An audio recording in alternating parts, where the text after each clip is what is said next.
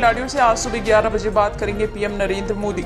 आज शुरू हो रहा यूपी विधानसभा का सत्र, वर्चुअली भी जुड़ सकेंगे विधायक।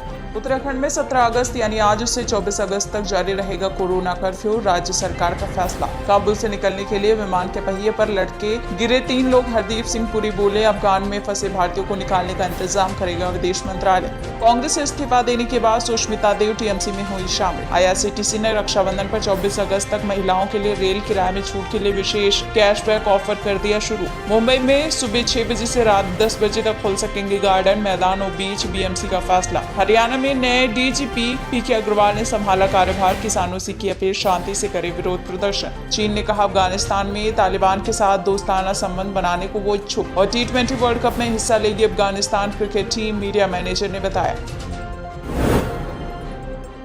आईआरसीटीसी ने रक्षाबंधन पर 24 अगस्त तक महिलाओं के लिए रेल किराए में छूट के लिए विशेष कैशबैक ऑफर शुरू कर दिया है। बता दें, 2 प्रीमियम ट्रेनों तेजस में यात्रा करने वाली सभी महिला यात्रियों को किराए में 5% का विशेष कैशबैक ऑफर शुरू कर दिया गया है।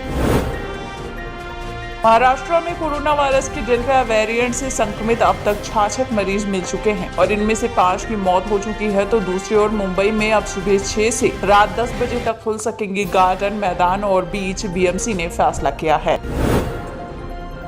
भाजपा ने मुलायम सिंह यादव के गढ़ इटावा में ओबीसी एजेंडा खेलते हुए संजीव राजपूत को अजय धाकरे की जगह पार्टी का नया जिलाध्यक्ष घोषित कर दिया है। इसके अलावा महिला मोर्चा की कमान बिरला शाक्य को सौंप दी गई है। जिला पंचायत अध्यक्ष और ब्लॉक प्रमुख चुनाव में भाजपा अपने तमाम दावों के बाद भी कुछ बड़ा नहीं कर सकी थी और इसी वजह से उसने ये बड़ा दांव खेला है।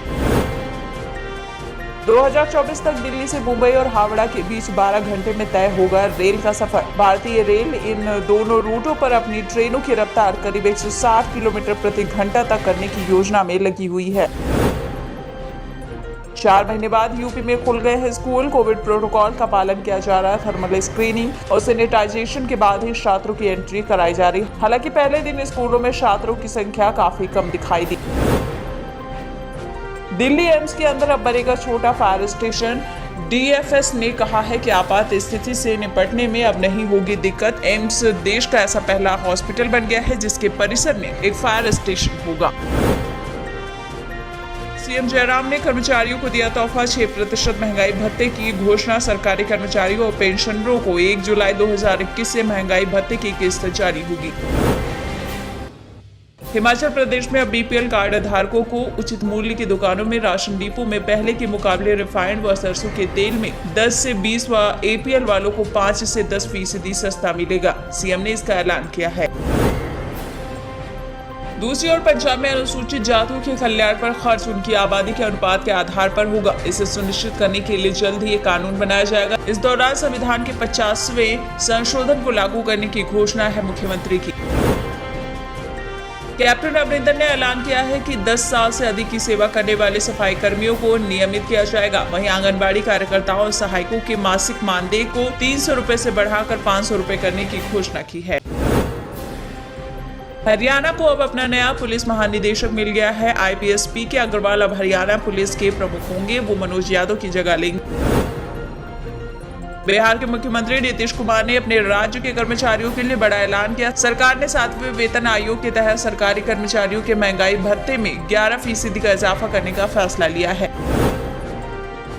वहीं बिहार के उप मुख्यमंत्री रेणु देवी ने कहा है कि जिस तरह कर्नाटक और उड़ीसा में जातीय जनगणना कराई गई, उस तरह बिहार भी इसके लिए स्वतंत्र है। लेकिन केंद्र सरकार का फैसला इस मामले में बिल्कुल स्पष्ट है कि वो जातीय जनगणना नहीं कराने जा रही है। विवादित बयानों के लिए अक्सर चर्चा में रहने वाले मुरादाबाद के सपा सांसद डॉक्टर एसटी हसन स्वतंत्रता दिवस के मौके पर राष्ट्रगान भूल गए। हालांकि उन्होंने अब सफाई दी और बोले वो भूले नहीं थे, बीच में बस रुक गए थे। उत्तर प्रदेश में विधानसभा का मानसून सत्र 17 अगस्त से शुरू हो रहा है। संभावना है कि कोरोना के कारण विधानसभा का सत्र 1 सप्ताह ही चलेगा।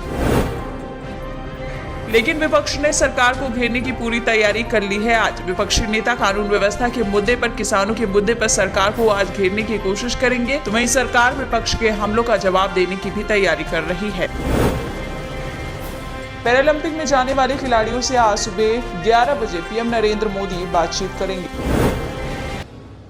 टीएमसी सूत्रों के मुताबिक सुष्मिता टीएमसी नेतृत्व के संपर्क में है और जल्द ही कोलकाता पहुंचकर ममता बनर्जी या अभिषेक बनर्जी से मिल सकती। इसी बीच उनकी बीजेपी में भी जाने की अटकलें थी, लेकिन बीजेपी ने साफ कर दिया है कि हमारी पार्टी में नहीं आएंगी सुष्मिता।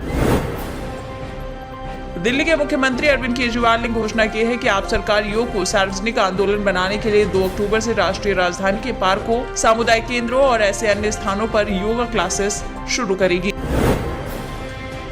सपा प्रमुख अखिलेश यादव ने देश के नाम संदेश जारी किया, जिसके बहाने उन्होंने 2022 के चुनाव में जंग जीतने के लिए नया नारा दिया और रणनीति सामने रखी। नई हवा है, नई सपा है, बड़ों का हाथ, युवा का हाथ। इसके अलावा पार्टी कार्यकर्ताओं को चुनाव में जुट जाने की भी अपील की।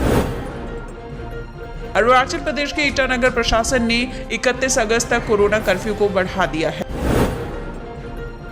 राजस्थान में पंचायती राज चुनाव के लिए कांग्रेस में टिकटों को लेकर जोरदार घमासान मचा हुआ है। सीएम अशोक गहलोत के गृह जिले के जोधपुर में इसके लिए कांग्रेस के पाली के पूर्व सांसद बद्रीराम जाखड़ के साथ धक्का मुक्की तक हो गई। सोनिया गांधी ने अब कहा है कि खतरे में है भारतीय लोकतंत्र, इसे बचाने के लिए लड़ना होगा। आज का प्रतीकवाद और सच्चाई ये है कि संसद को म्यूजियम में बदल दिया गया है। मुख्यमंत्री कैप्टन अमरिंदर सिंह ने सीमाओं पर अतिरिक्त सतर्कता बरतने पर जोर देते हुए कहा कि अफगानिस्तान पर तालिबान का कब्जा होना भारत के लिए शुभ संकेत नहीं है।